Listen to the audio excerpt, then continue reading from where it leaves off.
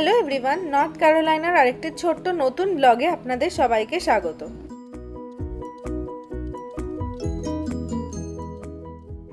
আজকে ল্যাব থেকে ফেরার পথে ভাবলাম যে কোথাও থেকে একটুখানি ঘুরে আসা যাক। তো দিদির কাছেই শুনেছি যে এই ব্রিকটি নামে একটা এশিয়ান ক্যাফে আছে, যেটা নাকি ক্যারিতে অবস্থিত।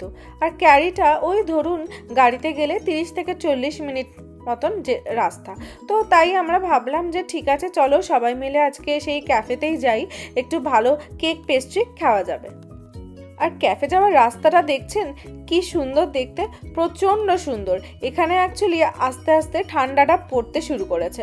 যতই ঠান্ডা পড়তে শুরু করবে অমনি গাছের পাতাটা না শুকিয়ে শুকিয়ে আসবে, হালকা একটু লালচে হলদে এরকম টাইপের পাতাও আপনি আস্তে আস্তে দেখতে পাবেন যতটা ঠান্ডাটা জমিয়ে পড়তে শুরু করবে। আর অ্যাট লাস্ট যখন ঠান্ডাটা খুব বেড়ে যাবে তখন এই এত সুন্দর সবুজ গাছপালা আর দেখতে পাবেন না, তখন দেখবেন সবকটা শুকনো কাঠির মতন গাছ দাঁড়িয়ে আছে। যাই হোক, আপনাদের সাথে গল্প করতে করতে আমরা অলরেডি আমাদের নির্দিষ্ট ক্যাফেতে পৌঁছেও গেছি। কিন্তু ক্যাফেতে ঢুকেই দেখলাম ক্যাফেটা কিন্তু প্রচণ্ড সুন্দর, আর যেরকম ভেবেছিলাম সেরকম কিন্তু একেবারেই নয়। এখানে প্রথমে আপনাকে একটা ট্রে তুলে নিতে হবে, আর তারপরেই আপনি নিজে হাতে পছন্দ মতন কেক পেস্ট্রি বান যেটা চাইবেন সেটা তুলে নিতেই পারেন। আর এইখানে ছিল কেক পেস্ট্রি ক্রোসন সবের অবাধ সম্ভার, মানে এত ধরনের জিনিসপত্র রয়েছে আমি তো সত্যিই ভাবিনি। এই তো যেমন সামনেই দেখতে পাচ্ছেন রয়েছে স্ট্রবেরি আর ব্লুবেরি ড্যানিশ, এগুলো না একটু মিষ্টি প্যাটিস জাতীয় খেতে। এদিকে দেখতে পাচ্ছেন পাউরুটির লোফের মধ্যে রয়েছে বিভিন্ন টেস্টের ক্রিম ভরা, মানে ধরুন ওই স্ট্রবেরি বা ম্যাঙ্গো বা ওরিও ক্রিম। শুধু যে মিষ্টি জাতীয় খাবার রয়েছে তা নয়, এদিকে কিন্তু নোনতা কিছু প্যাটিস বার্গার এসবও ছিল।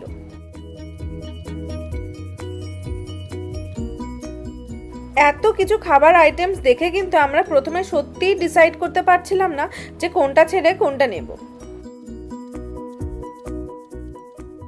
যাই হোক, অনেকক্ষণের ভাবনা চিন্তার পর অ্যাট লাস্ট আমরা প্রথমেই তুলে নিচ্ছি একটা নোনতা আইটেম, সেটা হচ্ছে একটা চিকেন বান। আর তার সাথে সাথেই তুলে নিয়েছিলাম এই মিষ্টি আমন্ড টুইস্টটা, অপূর্ব খেতে ছিল এটা জাস্ট।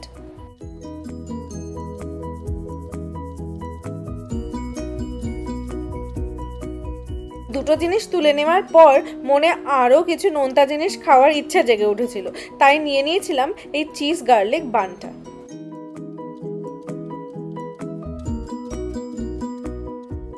আর এইসবের পরেও একটা তুলেছিলাম হচ্ছে চিকেন চিজ স্যান্ডউইচ।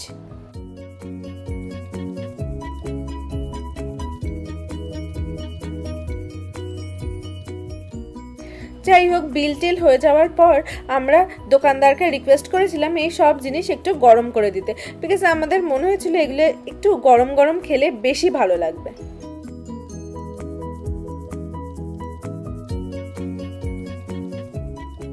তাই আমাদের রিকোয়েস্টে উনি এগুলোকে নিয়ে গিয়ে একটু হালকা গরম করে আমাদেরকে দিয়ে দিয়েছিল।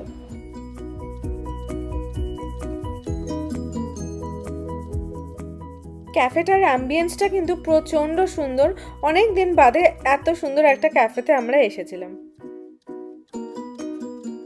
যেখানে অ্যাম্বিয়েন্সের সাথে সাথে খাবারের স্বাদ অ্যান্ড কোয়ালিটি প্রচণ্ড ভালো ছিল। শুধু যে খাবারের স্বাদ আর কোয়ালিটি তা নয়, তার সাথে সাথে দামগুলো বেশ রিজনেবল ছিল। এক একটা আইটেম প্রায় ধরুন ওই $3 থেকে $5 মধ্যে আপনি পেয়ে যাবেন, মানে ওই ভারতীয় টাকায় 250 থেকে 400 টাকার মধ্যে।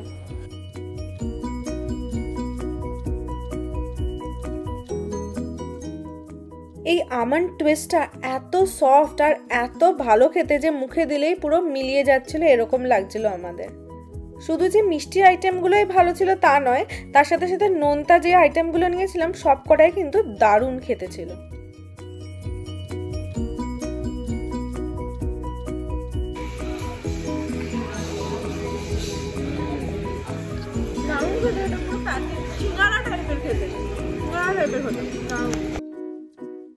তো চলুন খাওয়া দাওয়ার পর এবার বাড়ি ফেরার পালা। আর বাড়ি ফিরতে ফিরতে আমাদের ওই 7:30 মতন বেজে গেছিল। তখন রোদটা পড়েই আসছিল, আর জাস্ট দেখুন কি সুন্দর লাগছে, গাছের মাথার ডগার ওপরে রোদটা পড়েছে, এত সুন্দর লাগছিল দেখতে। সিরিয়াসলি মনে হচ্ছে যেন ফল কালার্স আমি দেখতে পাচ্ছি এই রোদের মাধ্যমেই।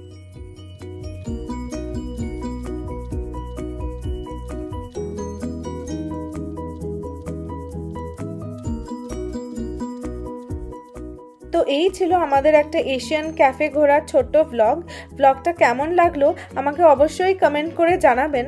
আর যদি ব্লগটা ভালো লেগে থাকে তাহলে ছোট্ট একটা লাইক দিয়ে দেবেন।